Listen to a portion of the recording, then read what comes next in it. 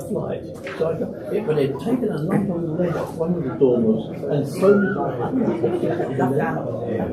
It was so heavy, but it was thrown it around the roof, smashed a car on one side, smashed a car on the other. But anyway, so I only got 28 hour flight, so I'd only been going 2 days or so, no real thing. Anyway, I kind of broke on the ground. Good.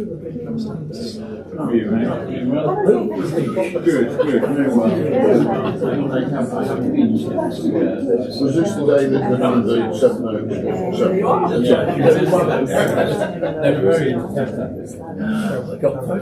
And he just said there's a bit of a breeze. All right, I'll go. Yes. I'll tell you what, since then, there's been a lot more courses. How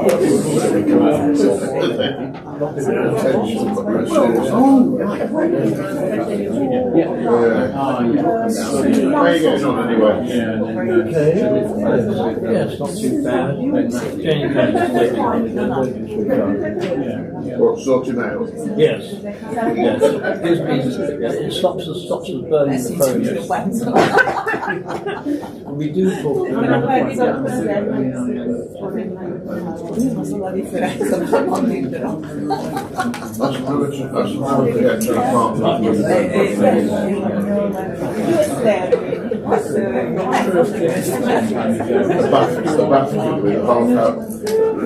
What was the 12 you've got on the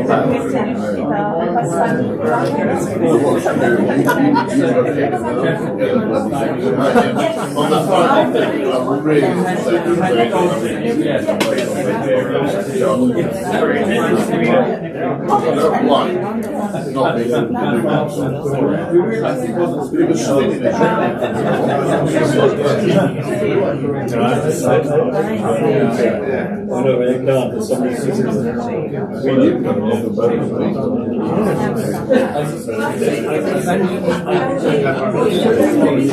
not being able to do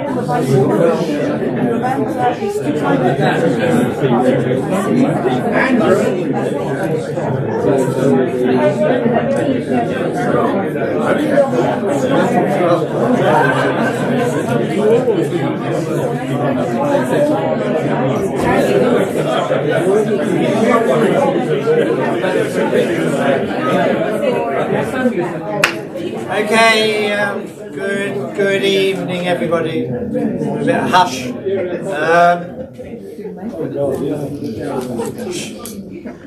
Right, good evening again, everybody. Good to see so many people here on a very, very interesting topic. Not that interesting. We all need to know which way the wind will blow. So Ian Stewart, who's a club member, many of you will know, is a bit of an expert in this area.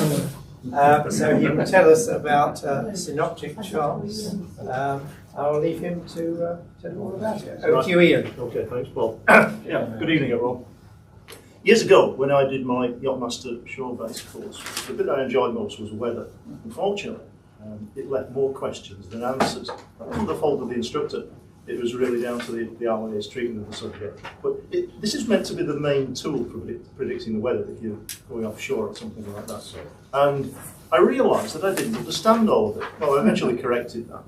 And then quite some time later fell to thinking, well, is everybody else in the same boat? Are there other people out there who would like to know more? Many of you remember Richard Taylor, who taught the Yachtmaster course for 20 years, and he said to me once, he said, meteorology is the bit that I feel weakest on. And I suspect a fair number of instructors are like that. They go through the motions, but necessarily don't feel comfortable with it. So I thought we'd have a bit of an inspection of this thing. However, having said that, I was conscious that it inevitably makes it a somewhat technical talk, and not everybody wants that. So I thought we'll have some entertainment history beforehand. Does everybody remember this fella? Yeah. Dr. Michael Fish, Fellow of the Royal Meteorological Society, famously castigated for failing to see a storm coming. It wasn't his fault. He is, in fact, one of the most highly regarded practitioners of the art. He's wearing a fairly staid tie there. But later in the 70s, he took to wearing rather flamboyant specimens, and my mum christened him Trendy Michael Fish for that. You can tell it's a 70s image. He's standing in front of what I can only describe as this rather professional presentation. Lots of isobars, as we call them, on the weather chart. And you wonder how many of the viewers on the BBC actually understood what was going on. After all, if somebody's just come off a yachtmaster course and they don't understand it, what chance has the ordinary punter got? But that was the way things were done, at least then. What do we mean by synoptic chart? Well, synoptic is a meteorologist's term to do with scale. Scale is very important in weather because it can sometimes simplify a problem to you. And this is what we mean. Something roughly on the 500 to 1,000 mile scale. So if it's travelling at a typical sort of speed of travel, it's to do with things that are going to be with you in the next 2 or 3 days, as opposed to the things that are going to be with you in the next few hours or so. It all started off with this fellow, Vice Admiral Fitzroy. He was the founder of the Met Office in 1854. Famously, he killed himself. He committed suicide because he felt as though he wasn't doing a very good job. With hindsight today, we would say, somebody trying to ring me up. He felt he wasn't doing a very good job. With hindsight today, we would say he did a superb job. The Met Office is the world's oldest national meteorological service. Many of us would say the best as well. Weather charts of a sort first appeared around 1860 on the foundation of an organisation called the British Rainfall Organisation, which was subsequently absorbed by the Met Office around about the time of the First World War. They were produced by this man, Francis Galton, a polymathic Victorian scientist. And a bit later on, he got round to drawing this sort of chart. This is believed to be the world's first published weather chart, appeared in the Times at the end of March 1875. It's got a lot of features that we would recognise today. The dotted lines are the values in pressure in inches of mercury. And as you can see, possibly see they're higher values there than they are over here. So we've got some high pressure weather. It says dull, smooth sea state. It's typical late winter anticyclonic gloom, cloudy but not too much wind. Sort of weather we'd recognise. You might be wondering why there are 3 Bernese Mountain Dog pups in the top left-hand corner of the slide. That's just to remind me to mention to you that Francis Galton also invented the dog whistle. He really was a man of many parts. I was more interested in what a slight swell in the baby. The slight swell, yeah.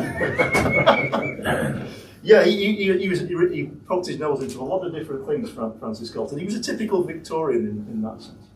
Let's move forward. I don't think you can read it from where you are, but in the top right of this chart it says Air Ministry, Meteorological Office, Tuesday 6th of June 1944, 1300 hours GMT. This is probably the most significant synoptic chart that's ever been produced. It's the D-Day weather chart. This is British assault infantry coming up ashore at Sword Beach. And it was the responsibility of that man, Group Captain James Stagg. He was Chief Meteorological Officer for the Royal Air Force and Chief Met Officer for General Eisenhower, who was Supreme Allied Commander. Famously, he worked with an American colleague, obviously. They were rather despondent because they thought they might have to put off the invasion for quite some time. But famously, he said, there's going to be a window in the weather.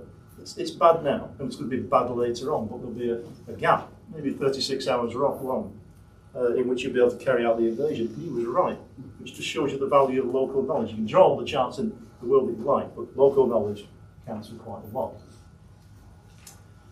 Some of you may remember that the BBC started transmitting television pictures from Alexandra Palace before the Second World War in 1936. And this was how they did it again, this chart appeared. Familiar to us in a way. Still this same sort of professional... You remember it, Jeff? I didn't. Sorry, I didn't know. I was just hiding. We're never going to get through this presentation if you don't let me carry on. Same sort of thing, very professional presentation. Isobars all over the place. The squares are to do with cloud cover, and once again, temperatures in Fahrenheit, none of this metric nonsense. This is a real weather chart. Of course, that all came to an end when the war came. Later on in the 50s, they decided to do things a bit differently. This man, George Cowling, was the first weather presenter. This was a static picture, whereas he stood in front of a chart mounted on an easel and talked the viewers through it. He's got some very sophisticated presentation technology, because what he's doing there is drawing on the chart a charcoal stick. Fast forward to the 1970s. Everybody remember this man? Ian McCaskill. Funny story about Ian McCaskill. His screen persona was that of the absent-minded but genial professor, wasn't he? That's what he's a bit like. Well, that's what he was like in real life.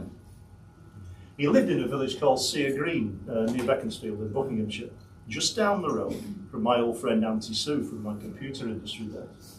Auntie Sue was driving home one day, got near home, drove past McCaskill's car. As she did so, he opened the driver's side door. There was a hell of a bang, broken glass, metal all over the road. Well, Sue liked McCaskill, knew him well, and liked him. So she wasn't in a towering rage, she was just baffled. So she got out of the car and said, "Ian, what did you do that for?" And he just said, "Sorry, Sue, didn't see you coming." That's how he was in real life.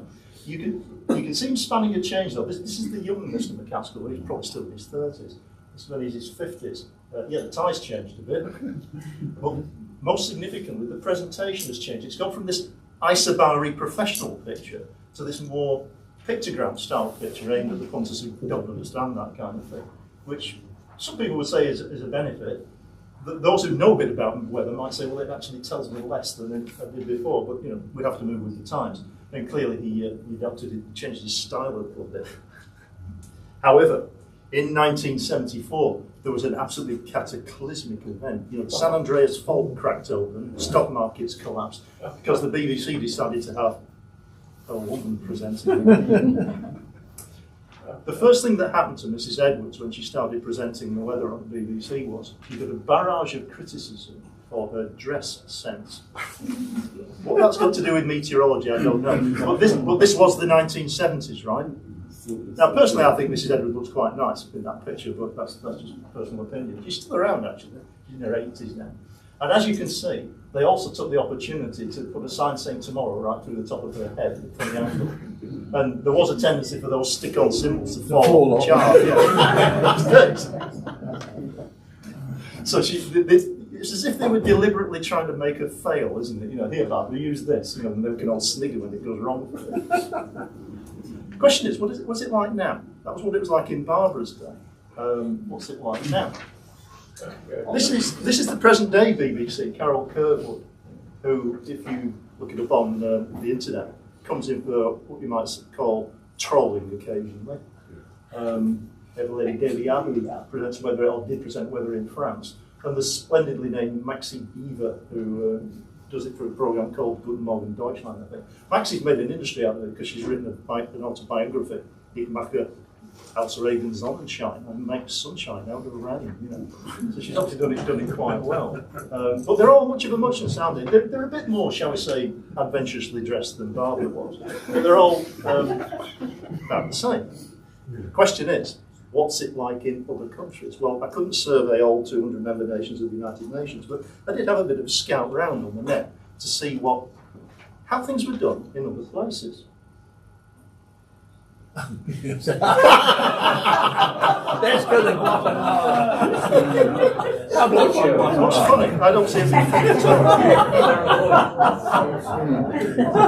all. That's what happens when you get dressed with spray or hydraulic equipment. She's speaking to a Spanish community in the United States. I mean, she's an attractive lass, but that's a challenging dress. This lady in Guatemala was clearly late for work that day. She wasn't at all. I mean, you really need to wear hot pants to dress the work. It makes you realise why I would never get a job presenting the work. Because whatever else you think, I'm never going to be able to match that. The British BBC special. Thanks for your support, Joe. Sorry? I thought you looked quite nice in your book. I once went on a boat with Mr. Kelly, but I'm not sure. If that's what he thinks, I've got my doubts. But as you can see, they do things differently in other places. And this brings us to an important point. Barbara Edwards was a Met Office employee who was taught a bit about presenting by the BBC. The other three ladies, Carol, Evelyn and Maxie, are all professional actresses, journalists, presenters who've been told a bit about the weather. And as you can see, the pictures have changed as well. So over the course of, say, 50 years, or roughly that, the way of doing it, it's changed from, the style has changed from content to presentation. And you can see that trend in other areas of life as well, perhaps, but it's worth bearing in mind that things have gone differently. If you want to do a serious job, though, like planning a passage at sea, then it's the good old Met Office chart is still the serious tool for the job. I'm sorry there'll be a bit less humour from now on, but I have to get to the technicals at some point. This is the way to do it. I thought that road was okay, actually. Don't take it too seriously, though. These three charts are all for the same day. April Fool's Day, actually, it was, 1st of April. The first one on the top left was 5 days beforehand, the next one 3 days beforehand, and then 2 days beforehand, all from the Met Office, of course. And you can see that they're not the same at all. We've got these barbed wire fences running down the Arctic Ocean and into the channel there. They've disappeared completely a couple of days later, and then sort of reappeared the day after that. And it makes you wonder, do these people know what they're doing? Well, let's have a look. I think they do, but we'll have a closer look. I did say that the Met Office was the world's oldest and probably the most respected of the National Meteorological Services. One of the most demanding applications of operational forecasting is aviation. There are two organisations that are responsible for worldwide aviation forecasting, the United States National Weather Service and the Met Office, because the Met Office get it right. Met Office scientists have been responsible for quite a lot of the fundamental discoveries about weather over the years, like just discovering the fact that the stratosphere is there, long before anybody had a rocket or an aeroplane that could go and take a close look at it. So the first thing to notice about this chart is the logo. If you see a chart that says Met Office on it, then it's probably a reasonable representation of the weather, unlike certain organisations employed by the BBC who get it wrong occasionally. The next thing to note, there's been some correspondence about that in professional circles. The next thing to notice is it says analysis chart. This is not a forecast. This is a picture based on observations and models of the weather as it is now. It's the midnight analysis, surface analysis to be exact, because we're looking at weather at the surface. And you need to distinguish carefully between an analysis and a forecast chart. This is T36, a day and a half later. You need to be careful about what you're looking at. Next thing to notice, and this is important if you're doing it for yourself, what sort of map have they used? If you used a standard Mercator chart, like we use for navigation, with good reason, these things called depressions, which are nominally circular, would end up looking like probably elongated flower pots, like that, because of the distortion caused by the Mercator projection. If you were plotting your own weather charts in the Caribbean, it wouldn't matter use a Mercator chart, because at 10 degrees north, the distortion is not much, fairly minimal, and you wouldn't lead either yourself or anybody else seriously astray. We use this sort of circular projection to keep things in a reasonable shape. Stop Greenland looking 10 times bigger than Borneo, rather than the other way around. As I say, over the years, people have stuck to this professional way of presenting the weather. These dense network of black lines, which we possibly all remember from that.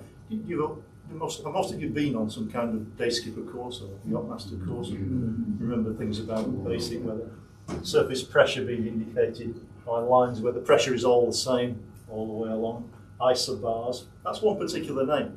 The general term is isopleths, same linguistic root as the word plethora, quantity. So you can isobars for pressure, isotherms for temperature, because some weather charts are plotted by temperature rather than pressure. Isotax, same wind speed. Isopigment, same density. Iso whatever it is. And the usual patterns that these things fall into. Where it's high pressure in the middle, it's an anticyclone or a high.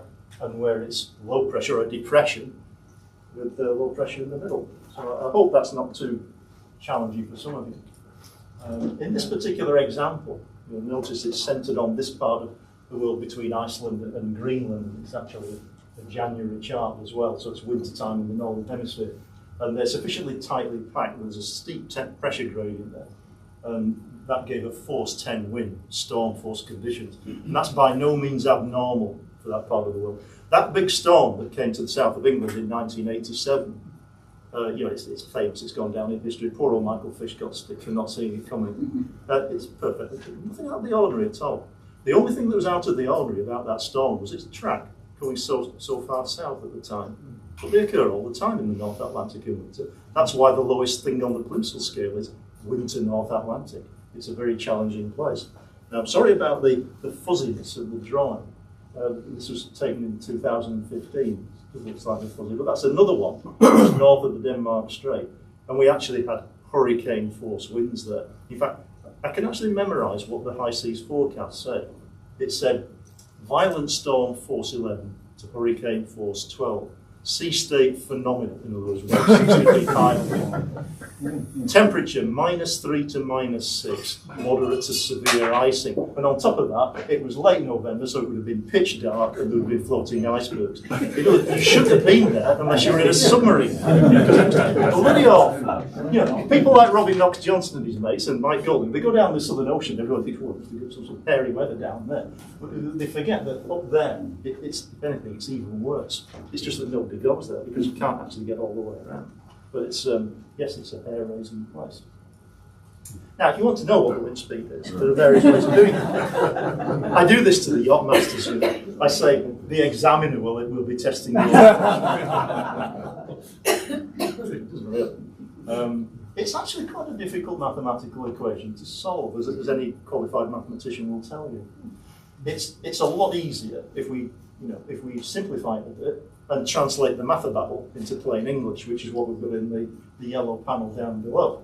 And you can probably follow that fairly easily for yourself. The wind speed is the isobar interval, which is 4 millibars in our charts. Do be careful if you go to Italy, because they do it at 8 millibar intervals, and you could get a nasty shock if you thought it was going to be a calm day. It's 4 millibars for us. We know how to measure distance on our charts with our dividers. Conversion factor is just a number to convert scientific units to millibars and nautical miles. And the sine of the latitude angle, you probably remember the sine from school maths. What that tells us is that for a given spacing, the wind will be stronger in the Mediterranean than in the North Sea, because the latitude angle is lower down there. We shouldn't take this too seriously either, because with that tangent of the latitude angle up there, it tells you there's an infinite wind speed at the North Pole, and the sign there tells you there's an infinite wind speed at the equator. Both of these are nonsense, but in the middle, it sort of works. In fact, it works quite well. However, you might not like doing that. So the way that we're all taught to do it on the Yachtmaster course is to use our dividers on the black and white version of the Met Office chart. Plant our dividers on the isobars where we want to know where the wind speed is, and take them up to the wind scale at the top, always making sure you've got the right latitude, of course. If you don't like doing that, and I've never got anybody from the RYA to explain how you do it on a laptop or a chart plotter screen when the deck's pitching like this, with the points digging into the plastic of the screen. We do have an answer to that on the practical weather forecasting course. So if you don't like doing that at all, then just use a rule of thumb. If there are 2 isobars adjacent running through St Catherine's Point and Point of the Hague, then you probably get a force 9 in the English Channel. If it's twice that, then it's probably about force 5. So that gives you a rough idea without necessarily poking around on screens. I hope most of you remember the common features of the chart. I did put a little handout to remind you of what all the symbols were, and took the opportunity to put an advert on the back for the next weather forecasting course coming up.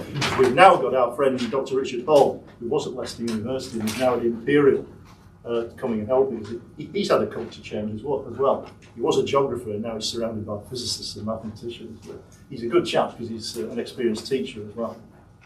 Anyway, these are the sorts of things that we expect to see. But they're not quite like the textbook, are they? When you look at a typical synoptic chart, we don't have depressions with nice little triangular bits in, all nicely joined up. Things are all over the place. And certain things that are inexplicable, like the let's cold front here, it's all fairly solid there, but then it's dissolving here. Why is that? How does that happen? Why is it dissolving there and not further up? The occlusion that appears to be attached to nothing whatsoever. You remember in your Yachtmaster or Dayskipper course or whatever, people said that occlusions are caused by cold fronts catching up with warm fronts. So something that's colder and therefore has got less energy is meant to move faster than something that's hotter and has got more energy. You believe that? This is why I disagree with the dumbing down of the way certain things are done, because that just doesn't make sense. It doesn't accord with your physical intuition, does it? You don't have to be the world's greatest scientist to realise that sounds like nonsense. Even the Met Office now, I notice on their website, they say that, but they put catches up in inverted commas because it doesn't really happen. It's even worse. We've got something called an intensifying stationary front here. How can it be stationary? Well, it might be. It actually means it's moving at less than 5 miles an hour. And how can it be intensifying if it's standing in one place? What causes all this? Well, we need to think about what a front is. A front is an area where usually the temperature, you don't have to do it by temperature, but usually where the temperature gradient is a lot steeper than it is elsewhere. If you think about the global gradient, it's about 50 degrees from the equator to the pole, which is 10,000 kilometres. The French made sure of that, didn't they? 10, yeah. A metre was a 10 millionth of the distance from the equator to the pole. We've got Greenwich here. We have, sir, you're absolutely right. Yeah, we'll stick to nautical miles. But anyway, 50 degrees in 10,000 kilometres is 5 in 1,000. So it's, that's about what it is. A front is where the temperature gradient is roughly 10 times bigger. So 5 degrees in 100, 50 degrees in 100, or 5 in, sorry, I've got my arithmetic wrong there. But about a degree every 10 miles, right? A degree every 10 nautical miles. And this is one of the mechanisms by which a front might form. Those blue lines they're not exactly temperature, but I'd like you to pretend that they are for the moment, because that will keep life simple. And the values against them are simply increasing values of temperature as we go down. The curvy red lines represent what the air is doing. So from north to south, it's coming down together like that. And in an east-west direction, the air is stretching apart like that. The dotted line is called an axis of dilation, because imagine taking a sheet of rubber and holding it diagonally and stretching out to diagonally opposed corners. You can imagine that the two other corners would come together like that, wouldn't they? So that's what the atmosphere is doing. Now, when it does that over a region where the contours of temperature are aligned by that, what you get, I have to stand the other way around to get this right. What you're getting is this. Something like that. Need a video for this, don't we? As the thing is tilted, the lines are brought closer together. So you get a concentration of the temperature gradient, so you get a front forming. Right? That's how it happens. This is one mechanism. There are other reasons why fronts form, like they form on the edge of vegetated areas or on the edges of snowfields. But this is a very common way by which fronts intensify this deformation of the atmosphere, but only at the shallow angle. If we have the same situation, but the lines of temperature running at a very steep angle to the axis of rotation, what you would get is the opposite effect. The lines of temperature would be pulled apart. So your front, if you had one, would be dissolving. You often see this on synoptic charts where some front left over from something else is now in the orbit, if you like, of an area of high pressure. If you think about an area of high pressure, the air is falling down to the Earth's surface. It spreads out like a pancake when it hits the ground. So to a certain extent, the air is diverging like that on the surface. As it diverges, it causes this sort of pattern. You can dissolve the front. So if you wonder why you see certain things on the Met Office chart, you just don't seem to make sense according to the textbook you read in the past. That's the way it is. That's when things are happening in a flat plane, either north-south or east-west. You must have noticed, though, that there are other puzzling features on the chart. Here's one. This purple structure here with the open symbols on it. It's an occlusion, but it's not at the ground. It's an upper occlusion. It's somewhere in the upper atmosphere. You might wonder what the devil causes that. Here's another one. This thing running through Libya by the count of it. A dissolving upper cold front. You don't see that very often. And I have to say, I've been scratching my head a bit as to what might cause it to form in the first place. What's happening here? And why are we interested? You know, why did the Met Office put these things on the chart? We don't do it just for fun. We might hope that this would be useful to us, but what would we make of these upper fronts as sailors? Well, this is where it gets a bit difficult to explain. We'd be here all evening if we did it properly, but just take my word for one or two things. These lines of temperature, sometimes they're tilted in the vertical plane rather than in the horizontal plane, and it results in a process called Tropopause Folding. How can you fold the tropopause? Well, I had a bit of trouble drawing this diagram because what I've tried to do here is overlay a two-dimensional picture on top of a three-dimensional one, and it's not that easy. But let's have a go. You all remember that the tropopause is that boundary between the lower part of the atmosphere, the troposphere, and the stratosphere above it, which is very densely layered, very stable. Things don't move around terribly quickly up there. Forms a bit of a lid to the atmosphere, and all the weather tends to happen below. The grey cylinder is actually moving into the screen, as it were. That's the three-dimensional aspect, and that's a jet stream core. You must have all heard of the jet stream, which is around over the North Atlantic Ocean, and very often shown in elementary books as a sort of continuous wave running around the top of the world like this. Very rarely like that. In some places it strengthens, in some places it peters out altogether. It's there at the boundary between the tropical and the polar air mass, but very often it's ambling along, or it's presented as streaks like this that suddenly accelerate. So you might have a wind speed at 200 knots plus inside the jet stream core and pretty ambling along elsewhere. When it is doing a fair old speed, what happens is that, maybe if you want an explanation of this, maybe we do it at the end, but the very speed of the jet stream causes a so-called secondary circulation around it. So that this again is taking place in the plane of the diagram. So air is falling there, rising there, and moving around in a continuous circle like that. And that has a tendency to take the stratospheric air and fold it underneath the jet stream like that. That's why it's called a tropopause fold. And these dotted lines here represent that in three dimensions, happening all the way along that fold underneath the jet stream. In this case, presents us with an upper warm front, because there's a reason why I've drawn the lines red in the stratosphere and blue further down, and it's to do with those lines on the previous diagram. It's something called potential temperature, and actually it rises as you get higher. It gets cold. We think of the air getting colder as we go further up. That's why it's snowy on top of mountains. And by the time normally when you get to the tropopause, it's about -50 and -60 degrees centigrade for the next, 10 kilometres. It stays at about that level. It doesn't get any colder. In fact, after that, it starts to warm up. So by the time you get to the top of the stratopause, we're back up to about freezing level. And it's because those lines are not at real temperature. They're something called potential temperature, which is the temperature the air would have if you took it from up there and brought it down to the surface, compressing it.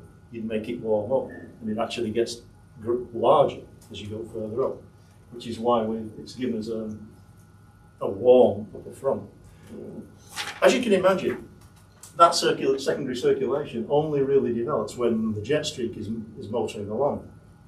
So what it tells us is that when you get a vigorous jet stream, you get an upper front like that, it's likely to bring fairly turbulent conditions. So it's a fair indicator that we're in line for some vigorous weather. You might not know exactly where and when, but it's an indicator that some vigorous weather is heading our way. Primarily because it causes rising air at the surface there, and at the other end, on the left-hand side. And so that tends to form depressions either side of the jet stream. Let's have a little look at the feature. This is beloved of the lads at the Met Office, the Pembrokeshire Dangler. It's not a reference to a Welshman's private parts. It's this thing here, the thing that I said looked like a barbed wire fence when it was over the... and that particular one is often found there, right? It's, as you can see from your handout, it's called the line of convergence. There's a magnified view of it. And we can see what's happening. There's a northerly airflow here, So there is air whizzing down over the Irish Sea, straight down the sea. It's minding its own business. It's subject to the Coriolis effect. So it's been pushed off to the right of what otherwise would have been its direction. However, over Northern Ireland, there's some land, and in particular the Mourne Mountains in Northern Ireland, and these slow the air down. So the air is not deflected to the right up there as much as it might have been, so it moves to the left a bit. So you've got some air coming down the Irish Sea, and some air going off to the left, and sort of colliding with it. And it tends to form this line of convergence where two airstreams try to come together. There's only one way they can go, and that's upwards, taking moist air with it and cooling down as it goes. So in summer, the Pembrokeshire Dangler tends to produce persistent rain in the Irish Sea and in Wales. Well, it always rains in Wales, doesn't it? And in winter, reasonably heavy snow on the Welsh mountains. So that's what a Pembrokeshire Dangler is.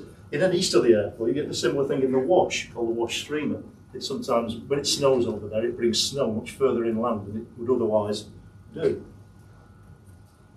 There's a satellite picture. This was another line of convergence. You can see the coast of France here, coast of England there. The wind in this case was from the northeast, and it's produced this very clear convergence where it's cloudy halfway across the channel and out into the western approaches. It's pretty clear over northern France. It's because the air over the channel has been caused to converge because of the Coriolis effect again. And it's become very clearly visible in the satellite image.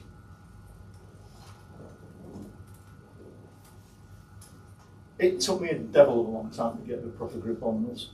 If you look at the forecast charts from the Met Office, once you get to 36 hours or more ahead, you find things littered with these dotted red lines. These are so-called thickness contours.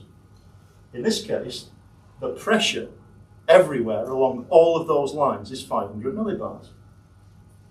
They're telling you at what height the 500 millibar pressure arises. And you say, what earthly use is that to us? Well, actually quite a lot of use if you know what to do with it. They always have this same pattern. It says 546 there, 528 there, 510 there. You'll notice there's 18 difference. There's one down here in the Sahara Desert that says 564, it's just off the screen. 18 difference again between them. They are heights in decameters, in other words, tens of meters. So 546 means 5,460 meters high, or in other words, about 18,500 feet. The temperature is about -20 or thereabouts. That's what they're telling us. And you can see they wave about all over the place. They're very wide apart there. They're really quite sort of concentrated there off Newfoundland. That tells us something. Let's have a closer look at that. There's just off Newfoundland. You can see the 528 and 546 values are really quite tightly packed together. Apologies for the crummy drawing, but I was doing this sort of freehand. If you average out what the high contours are doing over the course of a year, this is the sort of picture you get in the Northern Hemisphere. They are tightly packed off the coast of East Asia and tightly packed off the coast of North America. These are the Northern Hemisphere's leading so-called cyclogenetic regions. They're the places where storms most frequently arise. And it's because of that steep height gradient between the tropical air to the south and the cold polar air to the north. It creates a very steep pressure gradient, which is what causes the jet stream and ultimately is responsible for storm formation as well. This isn't really called the dipsomaniacs equation. They're not all drunkards at the Met Office. I just thought it sounded suitably harmonious. It's really called the, I've forgotten what it's called. Hypsometric. And you think that's kind of fiddling around, but I should have written it down. The hypsometric equation, the height measuring equation. It's not very user-friendly, is it? So how about we do this, what we did before? We simplify it and translate the mathematical into plain English. You'd be pleasantly surprised with the result, because it's dead easy. It's a simple numerical number multiplying the average temperature in the layer, which is the total thickness from the ground upwards in the case of these contours, is related to the thickness. So in other words, the warmer the layer of air is, the thicker it's going to be. Or if you see a thicker layer, you can reckon on it being warmer. Do any of you remember when the virus first came on and we were all locked down and Nick was producing a weekly newsletter for members and there was a weather briefing in each one? Well, it was me that was writing that. And often I would say something like, well, it's going to be a bit cooler at the weekend, or it's going to be a bit warmer by this time next week. All I was doing was looking at the pattern of the thickness lines and seeing which way they were moving. Now, professional meteorologists wouldn't be entirely happy with that because the 500 millibar level is not the best for judging temperature. You really need the 850 millibar thickness, but we're stuck with 500 millibars. There's a good reason why we're stuck with 500 millibars. This is another look at the thickness lines off Newfoundland again. You can see that they're very close together, and that is where our jet stream is, because that's where the pressure gradient is the steepest and therefore the strongest winds bring about the jet stream. And if you were to peer inside the supercomputer at the Met Office, you'd find that this is what it's playing with.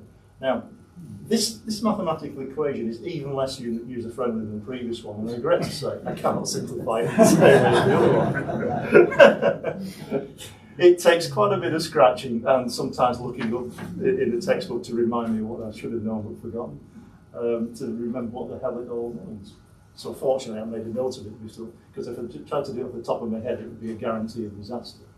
What we can do is interpret it into plain English again. The change of thickness over a period of time is important to us because that's going to change our weather. And the first term of the equation is to do with the change of something which I've called swirliness. I've called it swirliness because a meteorologist would call it potential vorticity, and that means the square root of damn all to most people, so let's not go there. But it's to do with swirliness in the air. And the second term on the right is to do with the change of thickness over distance. The point is that that first term, the change of swirliness, is probably really significant, above the 500 millibar level, whereas the other one is significantly below it. So you can see why the Met Office gang are really interested in this 500 millibar thickness thing, because that's the point at which both are significant and things start to change. So they're dead keen on that, and they get the computer to, it would take us minutes on end with pencil and paper, wouldn't it, to do that thing millions or billions of times over and produce the weather model that produced the weather chart behind that image. So what do we expect? You know, we've got this weather chart. This was something that never done very well when I went through my course. It's a static picture, isn't it? But we all know roughly what's happening. The air circulates in the northern hemisphere in a clockwise direction around the high pressure region, anti-clockwise around the low, with a bit of angling in towards the low and a bit of angling out from the high due to the so-called geostrophic effect produced by the Coriolis effect. And we also need to remember that we're subject to the prevailing westerly winds in this part of the world. So the whole thing, the whole shooting match, is progressing in a sort of west-northwest direction across the Atlantic Ocean and all that. So we can sort of predict what might be coming our way. And this is what the professionals do. Here's a live example, right, which you could have done for yourself. This is a forecast chart for Wednesday, but I grabbed it on Sunday evening. This is the BBC weather site telling us what's coming the week ahead. But again, I grabbed it on Sunday evening. And you can see what's happening. The Beeb said it's going to be crummy for a few days, and then we're going to get a nice day, and then it's going to go crummy again. Now, of course, they employ some consultancy in New Zealand, who must know an awful lot about British weather. I think it's called cost cutting. Anyway, that's what they do. They kick the Met Office out and then employ this bunch of Kiwis. I'm sure they know what they're doing, but anyway. You can see what's happening. All of this is going to sweep across our head. Here is our crummy weather on Sunday evening. Bit of low pressure, some fronts, rainy, bit windy. And there's another lot coming over here. But in between, there's this ridge of high pressure, probably coming up from the Azores in the subtropical Atlantic, which in its typical fashion will bring us some nice, warm, sunny, dry weather. And if you were sitting on a boat with a barograph in the Bay of Biscay, funny thing to do, but some people would do that, you would see the trend of pressure, 1,004 millibars, rise to about 1,022, and then go back to 1,004 as that ridge passed over you, and the pressure there ended up being much the same as it was a few days earlier. And all that our New Zealand friends have done for the BBC is interpret that pattern in much the same way as I have done for you now, assuming that the whole thing is going to swing across our part of the world. So it's a very important point, because you can use this as a check on what this bunch of professionals are saying. Do it for yourself. You must have all been taught in navigation courses, never take one thing as your only indication. You know, All available means. all available means, exactly, sir. Yeah. You know, if you see a boy flashing twice white at night, and you're looking for an isolated danger mark, just make sure it isn't somebody covering their car headlights or something. do make sure you've got more than one indication of where you are. But it's the same with weather. Try and get more than one indication of what you think the weather is going to do. Here's an example of this principle. This is a well-known recent storm. And I'll use the word she, which will give you an idea of who it was. This is when she was a teenager, bolshy as teenagers sometimes are, about 1,000 miles out into the Atlantic. Question is, in the bloom of youth, fairly vigorous, question is, what happened next? How did she turn out? Did she sort of go due west, because we're expecting everything to go the west? Did it follow the jet stream? In other words, the alley between these lines of thickness? Or did it zoom from an area of moderate sort of pressure to an area of pretty low pressure, straight down a pressure gradient? Let's have a vote. Which do you think it did of those three? Somewhere between. Hands up for going due west. Hands up for following the jet stream. Hands up for going up to Iceland. All wrong. East, right. Good man, Jonathan. We always need a range of opinion, don't we? Yeah, well, the jet stream got it right. These things tend to follow the jet stream for what you might call reasonably obvious reasons. This thing was Storm Eunice, who turned out to be a right battle axe. I was meant to come in on that Saturday and teach some weatherish things to a bunch of yachtmaster people, and I couldn't come in because there were no trains.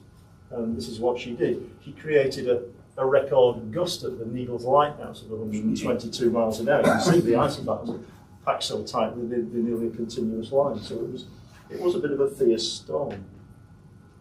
So there is actually quite a lot that we can get from this simple Met Office chart, isn't there? We can work out what the wind direction might be, and if we're prepared to get our dividers out or something like that, the wind speed, and we can get an idea of how it might change by assuming the whole thing is going to swing across it. We can look at the height contours and say whether it's going to go colder or warmer, like the report to us, and whether they're telling us that a storm might be coming along because there's a jet streak developing. And if we think there is a storm coming, then it'll give us a fair idea of what the direction is going to follow. I'm sure you're all familiar with looking at fronts and troughs and convergence lines and so on. They're going to bring us cloudy, rainy weather and squally winds. And of course, if it is rainy, then that tells us something about the visibility, which might be important if we're crossing the Dover Strait, something like that. Lots of heavy traffic coming down. And the upper fronts, a bit harder to handle, but in general, they're telling us that vigorous weather is coming. So be on the lookout if you're planning a passage that means being offshore for a couple of days or something like that. Or even going, say, all the way across the North Sea to Holland or something like that, which might take you a few hours. Now, at this point, it's customary for someone like Paul or Francois to say to all of you, thanks very much, Ian. At this point, are there any questions? Well, yeah, there are questions, because I have one and I want to get my oar in first.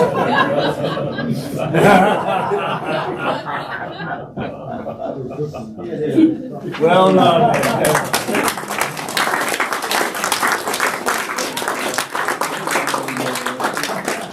Thank you very, very much, Ian, for enlightening us, if not baffling us, with various mathematical formulae.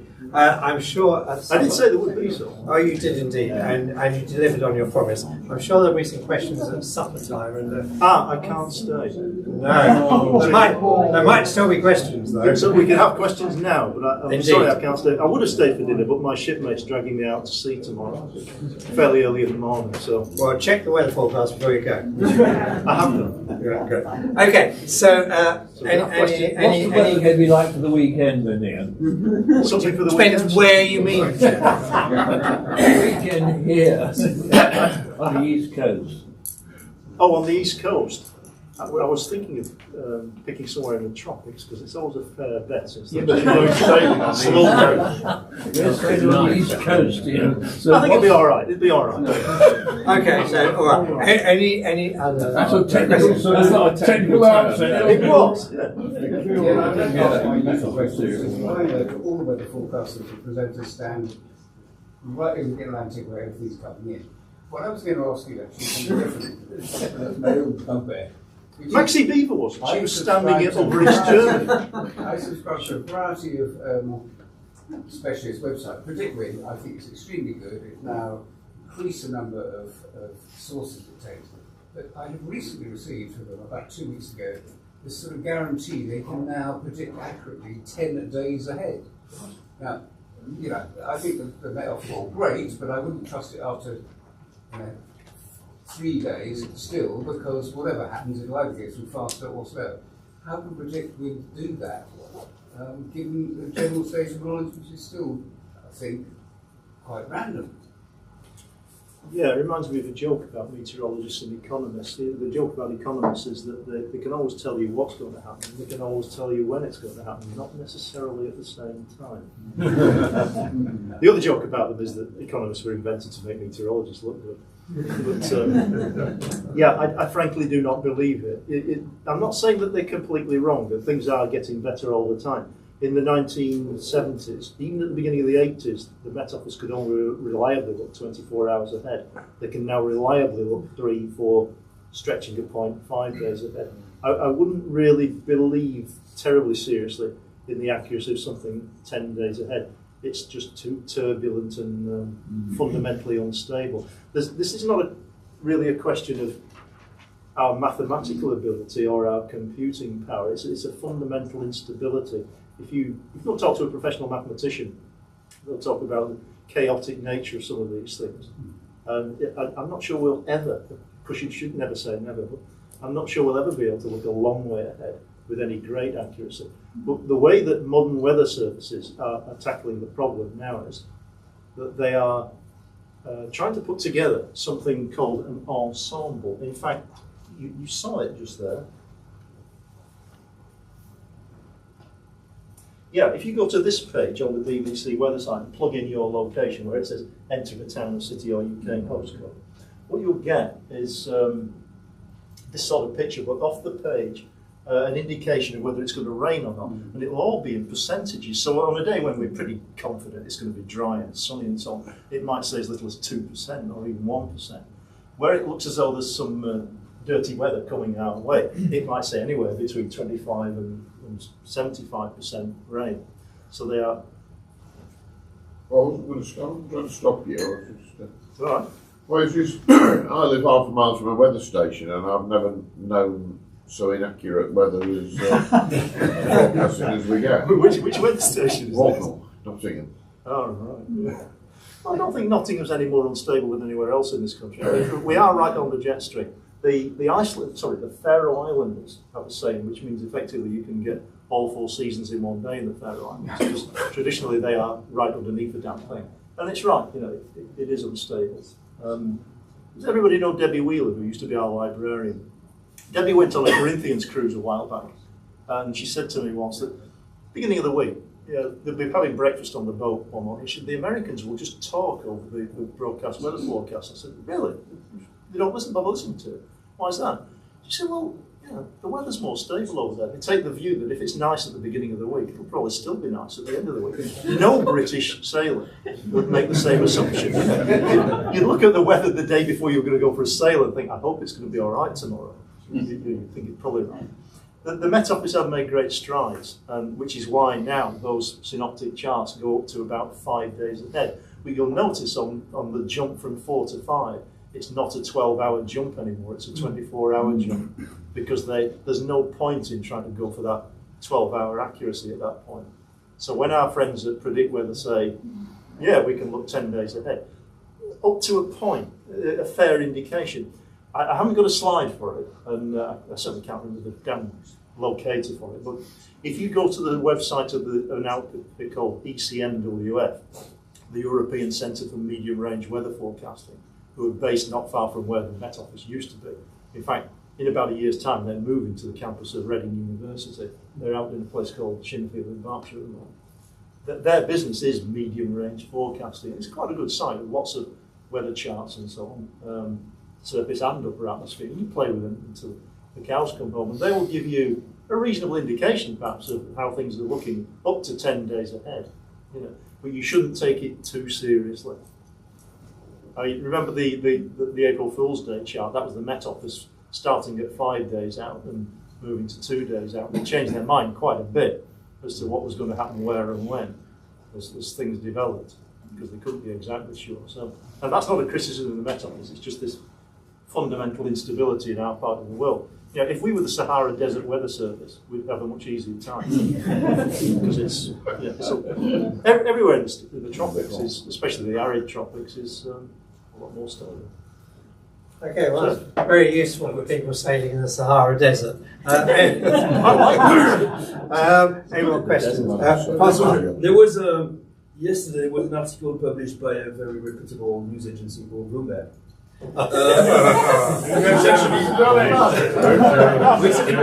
Very interesting. You will be very sure. Yes, that says like for Bloomberg? I might be. Weather prediction startups grow as more volatile storms loom. There's a whole article about there's a lot of capital going into startups, looking at companies that want like forecasts up to the minute, and there's lots of money going to that. And whether it's reliable or not is the question. It's a very interesting article. Prosser makes an interesting point there, because and Anne makes an interesting point about it not being free as well. One of the complaints among certain people, the meteorologists as well as sailors, is that the Met Office are not as forthcoming as certain other organisations, and that's because these days they have to make a living. They're, I think they call themselves an executive agency of the Department for Business something or other, an industrial strategy or whatever. They're not the Air Ministry anymore like they were during the war. And they're expected to try and make money. So they sell their data, they sell their analyses to commercial organisations. One of the bunches of people that they sell their data to are this plethora of commercial weather consulting organisations. And what you get depends on what you pay for. The reason why those people are springing up is for two reasons. First of all, the weather is getting a bit more unstable because the jet stream on average over the last 15 years or so has been rather further south than it used to be. So there's certainly a perception of instability. Secondly, people are getting ever more managerial in our culture, so they're much more interested in managing risk than they used to be. So you've got people like energy companies who want to know what the demand for gases or electricity is going to be. You've got supermarkets who want to know whether it's going to suddenly go warm and they have to stock vast quantities of strawberries and ice cream or not. There are all sorts of people demanding weather services in a way that they didn't used to be. And it's not just a question of accuracy, it's a question of what can you get for a certain amount of money. So there's plenty of commercial opportunity for these, frankly, commercial organisations to take the basic data and provide what they would regard as added value services to certain industrial sectors. What are the sources of the data that you're using in the first instance? What to actually produce a synoptic chart? Well, the whole thing is coordinated by an outfit which is I think it's a sort of under the umbrella of the United Nations. But I'm not entirely sure about that. An outfit called the World Meteorological Organization. And they coordinate a worldwide system of observations and data transmission. So observations of all kinds, ground-based weather stations, satellites, balloon ascents, data buoys in the ocean, all of that is sampled on a regular basis at intervals of a few hours around the world. The observation network varies an awful lot in its density. As you might predict, in what we would call the first world, it's quite dense, and in the third world, it isn't so dense. And the Southern Ocean is notable for being a place where we have very little data at all. We can get some data from satellite information. Satellite is big business these days. That's where a lot of weather data comes from. Anyway, this sort of thing is gathered on a huge scale around the world, and there is a network for transmitting all that data to all of the subscribing National Meteorological Services. They put it all together. They have to go through a process called data assimilation.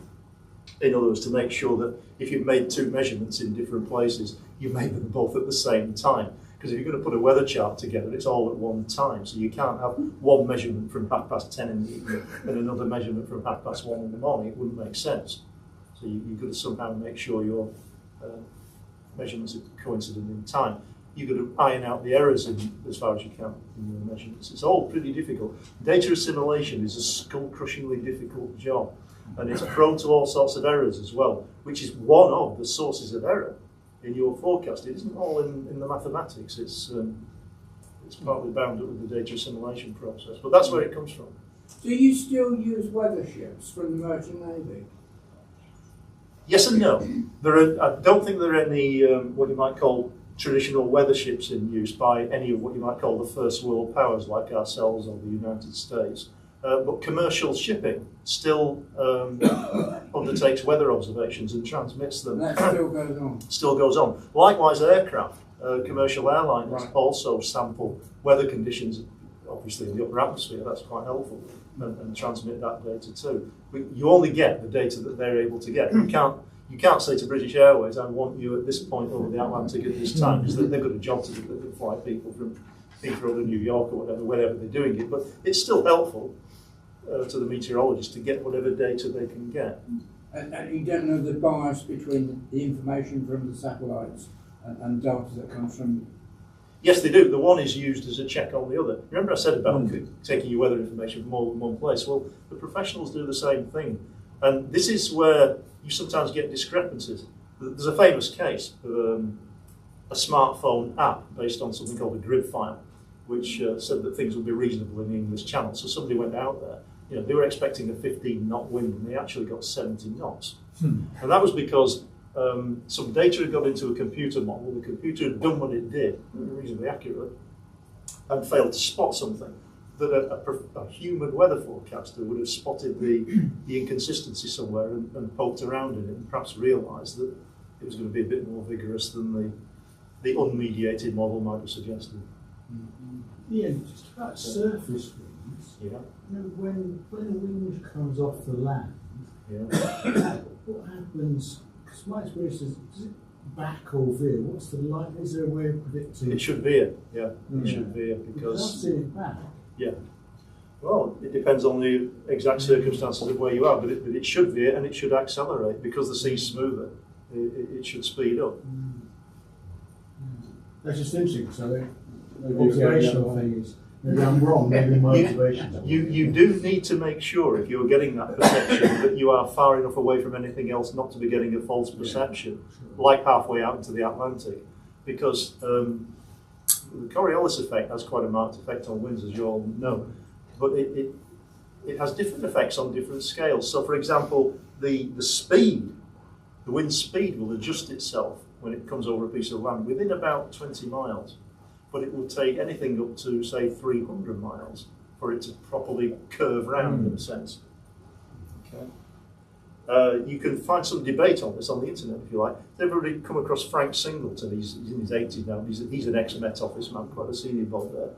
And on his website, he dismantled some of the people who write the textbooks that we're expected to read when we're doing a yachtmaster course or something like that. Frank's quite scathing. He points out that certain people are directly contradicting each other, and it makes a very illuminating read. Some people say that this is happening in such a place and this is because, and it's just nonsense. You can tell that because it's just not on the right scale. It's like the business of bathwater going down the plug a different way in the southern hemisphere. Yes, the same force is still there, but the scale of a bath is such that it makes no difference. It's down to the geometry of the bath and which way the water is running when you pull the plug in.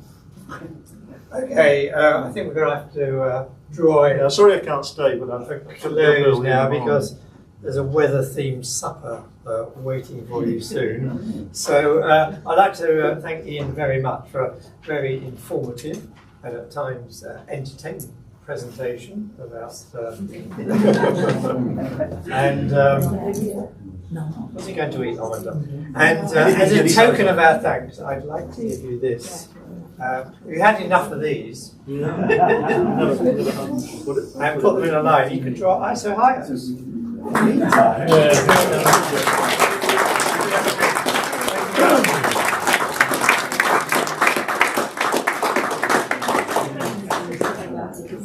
Oh, you enjoy your dinner. Sorry. Yeah.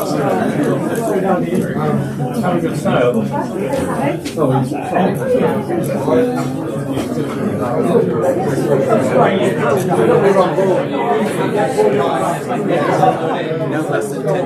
Oh, good, yeah. Oh.